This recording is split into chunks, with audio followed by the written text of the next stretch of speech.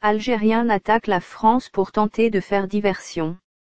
Le 15 juillet 2019, Mohan Ouammar Benelhaj, secrétaire général par intérim de l'ONM, Organisation nationale des Moudjahidines, les anciens combattants, a ainsi appelé les députés algériens à voter une loi criminalisant la colonisation française. Qu'est donc l'ONM, organisation phonée du système algérien pour le compte duquel elle met en cause la France avec une violence encore jamais atteinte dans l'histoire des complexes relations franco-algériennes.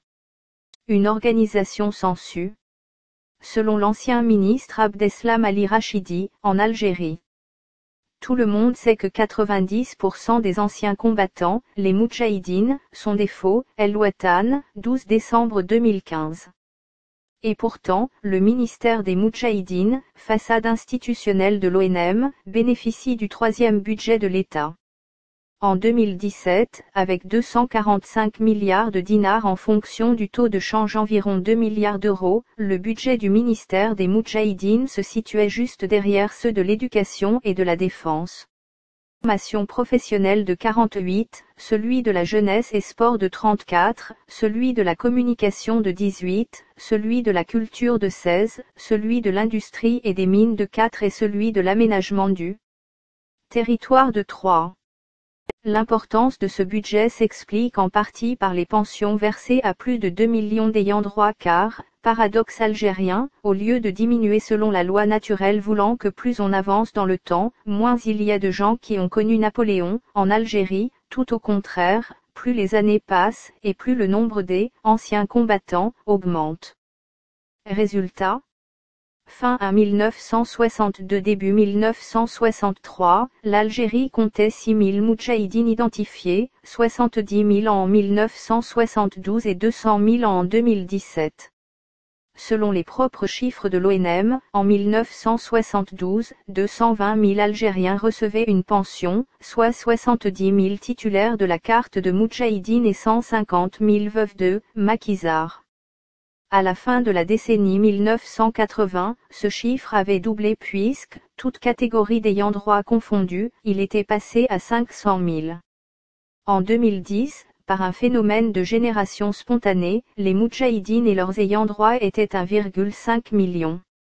Ceci s'explique car, en Algérie, plus d'un demi-siècle après l'indépendance, l'on demande encore la carte d'anciens Moudjahidines, certains qui n'avaient pas 10 ans en 1962 l'ont même obtenue.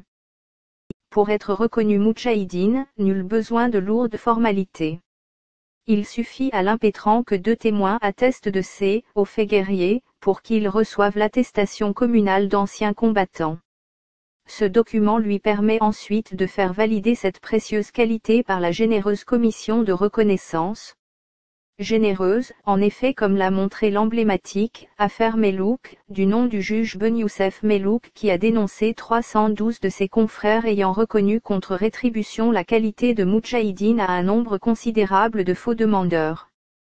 Pourchassé par les associations, exclu de la magistrature, Ben Youssef Melouk fut condamné à la prison car il avait osé toucher au cœur même du système algérien et de sa clientèle.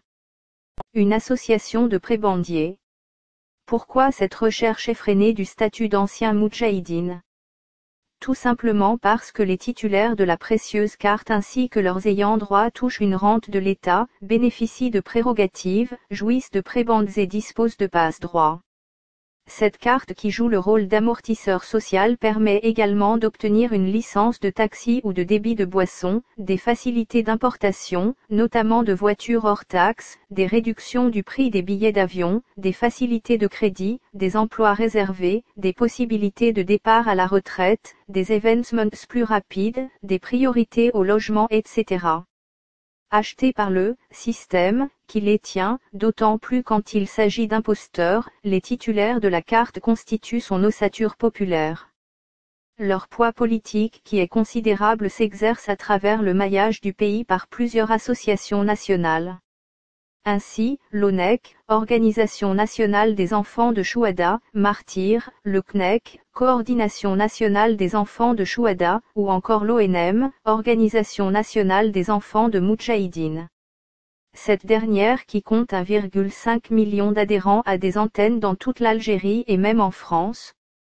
Le nombre de ses membres s'explique car, dans un entretien en date du 27 octobre 2004 donné à Libération, Mbarak Khalfa, alors dirigeant de l'ONM, a pu déclarer sans la moindre pudeur que, comme il y a eu au moins 1 million de moudjahidines, cela fait 6 ou 7 millions d'enfants et donc de membres potentiels. Au rythme actuel, on va finir par dépasser les effectifs de l'UGTA, Union Générale des Travailleurs Algériens. Une association vivant sur le mensonge. Les vrais maquisards, ceux de l'intérieur, ceux qui ont effectivement lutté contre l'armée française, sont indignés par ces pratiques. Non contents de s'être fait voler l'indépendance par les planqués de l'ALN, l'armée des frontières durant l'été 1962, voilà qu'ils doivent supporter d'être assimilés aux imposteurs prébendiers porteurs, tout comme eux, de la carte de Moudjahidine. Voilà pourquoi, en 2003, plusieurs authentiques anciens combattants issus de toute l'Algérie ont adressé un mémorandum à la présidence de la République afin que soit diligentée une enquête concernant le scandale des faux moudjahidines. Selon eux, l'ONM, cette association qui, rappelons-le, demande le vote d'une loi criminalisant la France, comptait à l'époque 80% de faux maquisards, dont le ministre des moudjahidines en personne. Liberté Algérie 28 octobre 2003.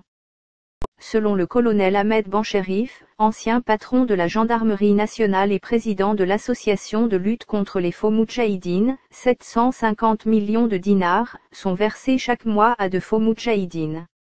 Selon le quotidien El Watan en date du 10 février 2007, sur une population de 70 000 personnes, la seule ville d'Aïn de Fla, ancienne Dupéré, compterait 14 000 faux moudjahidines, dont 1300 femmes.